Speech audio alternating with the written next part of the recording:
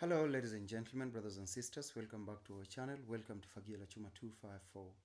On this platform, as usual, we discuss a plethora of issues. We discuss our politics, social and economic welfare of our society. We're also going to be doing um, some stuff to do with physical health. I've been saying this for the longest time and I've never done anything about it.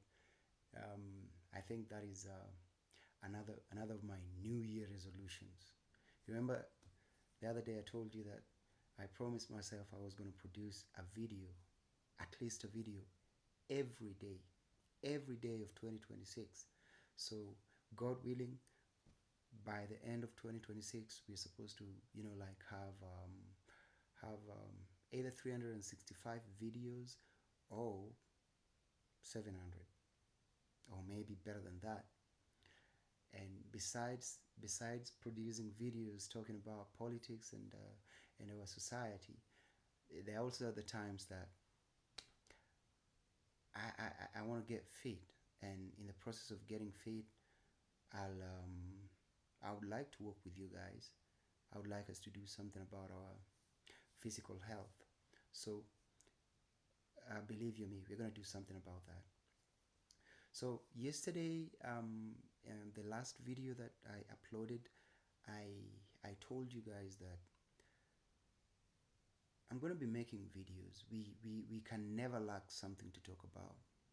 We can never. It's impossible to lack. I mean, this is Kenya. You can never lack something to talk about.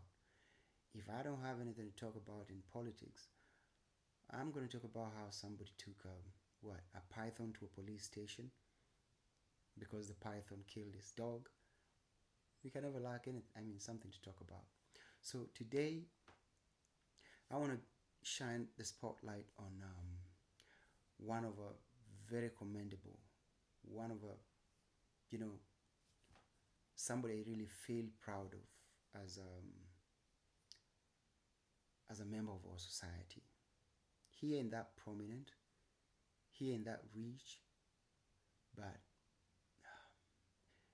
he has a dream, a big one, a goal, and he's working step by step towards achieving that goal. And it's something that he's not just doing it for himself.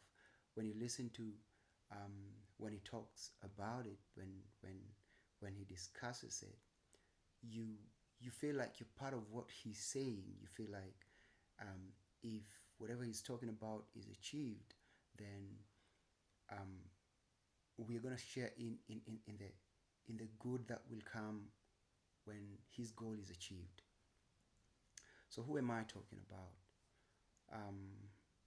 You've seen him in different TV stations talking about issues. You've seen him in, you've heard of him in radio stations trying to teach people.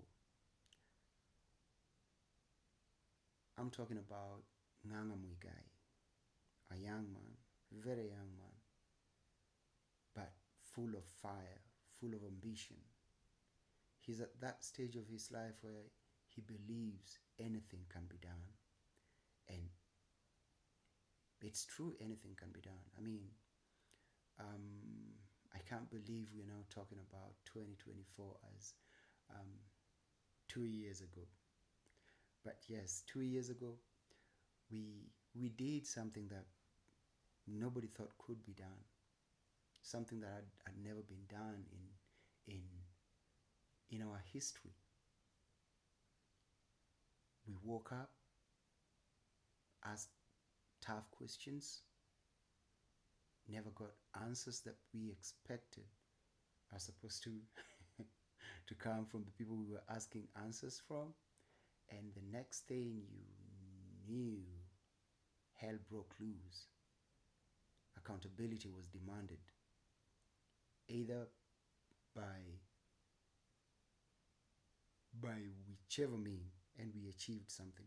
So Nganga Muigai believes that he can achieve informing, educating, enlightening our society. He says Christian kids are taught about God through the Bible. Muslim kids are taught about Allah through the Quran. And his big question is, how are we supposed to teach Kenyans about Kenya? Because the only way you can claim to be a Kenyan is when you do what the laws of Kenya talk about, what the laws expect you to do. That is one way of being Kenyan. If you are patriotic to what our constitution demands of us. So it's very true, and he says that many people are ignorant about our constitution. And when he's talking about many people, he ain't just talking about the civilians. Even our politicians, a majority of them are very ignorant of what our constitution says, where it says it, and we're supposed to change that, because inasemekana ya kwamba wajinga ndio waliwao. Fools are food for the wise. And Muigai wants to stop this foolishness of us not knowing what our constitution demands of us, because as he rightly puts it, if we don't know what our constitution says about our finances, we will breed corruption. If we don't know what our constitution says about patriotism, we'll breed tribalism. And if we don't understand what the constitution says about our rights, then we are going to go silent where we're not supposed to be silent, and we will make noise when we're not really supposed to make noise. Like making noise, celebrating very small things. Right now, as we speak, we have a very ballooning wage bill. Our national wage bill is just, it's crazy. And then we have odious debt. All this stuff did not just come from somewhere and dropped on us. No, they're things that have been piling for quite some time, and mainly from 2013, when Muigai Kenyatta took over power. He even talked about it. Muigai Kenyatta talked about the wage bill, though he talked about it after Raila had made some noise about it. But he also got to a point where he was saying that our wage bill is not tenable. And then, in the process of talking about the wage bill, he did something else that has put us in a big hole. These guys kept borrowing monies from the international markets, borrowing from our local markets, and there was no accountability for all the monies that they were borrowing.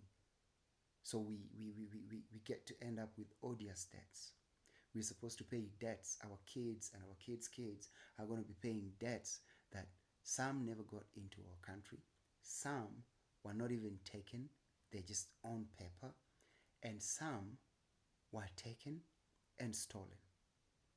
And all these things are happening because we are ignorant of how things are supposed to be done. We are ignorant of what the responsibilities of the legislature is. Our legislature, we are so,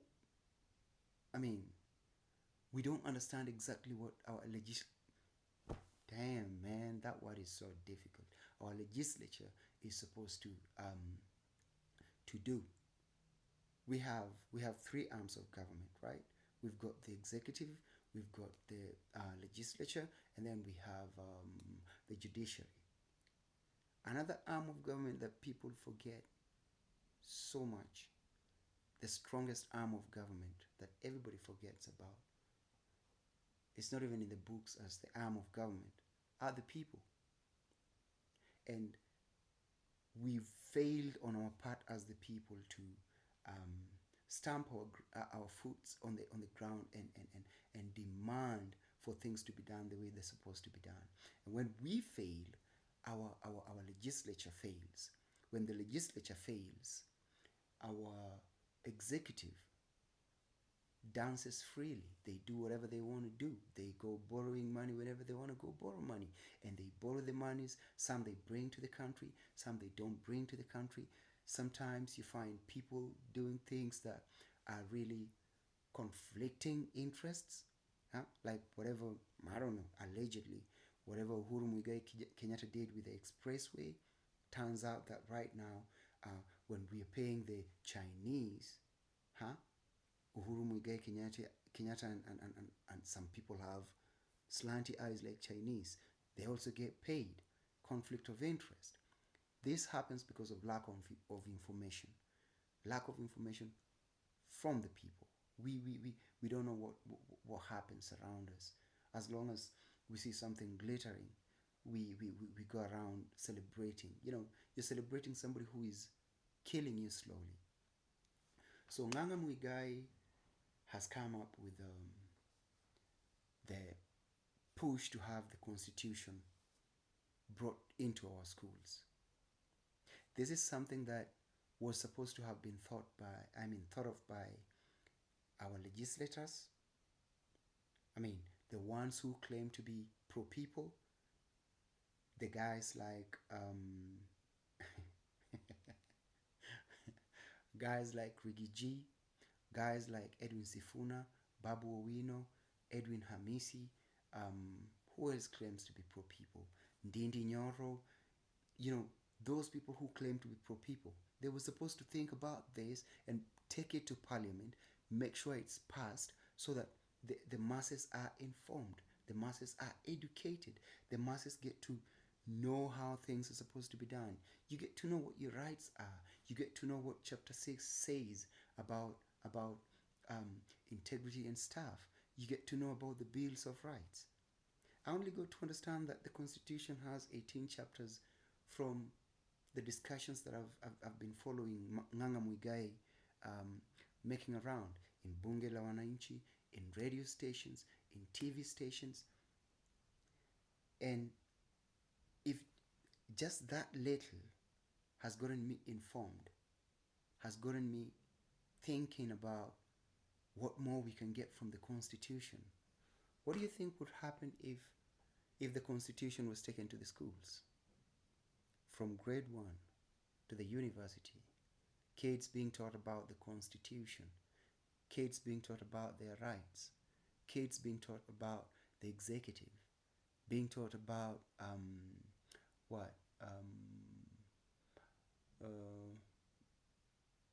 which other thing is so important? Finances, as the Constitution stipulates them. So, hands down, man, Nganga Muigai, kudos. Kudos to your initiative, and I support it 100%. I support whatever you're doing. If there's any way we can work together, we can collaborate to push these things further and further. I'm in. Any day, any time, I'm in. And when I say if there's anything I can do, somebody would be like, so yeah, if there's anything that you can do, who knows you? Where you coming from? Who are you? Guess what? Nganga Muigai wanted people to know what the Constitution says. Nganga Muigai wanted people to have the Constitution booklets distributed in the society, to the people, in markets, to the border people. People to get to understand what the Constitution says. Do you know where that idea of the Constitution being introduced in schools came from? What Nganga Muigai has followed on up to the point that he's already going to the parliament, petitioning the parliament. He's done things step by step to petition the parliament to to introduce the Constitution in schools. Do you know where that idea came from? I might be a small person. I might be a small person. Nobody knows about me. Nobody knows who I am, what I do, where I come from. You're just seeing me here. Nobody. Funny thing is, the idea of introducing the Constitution in schools from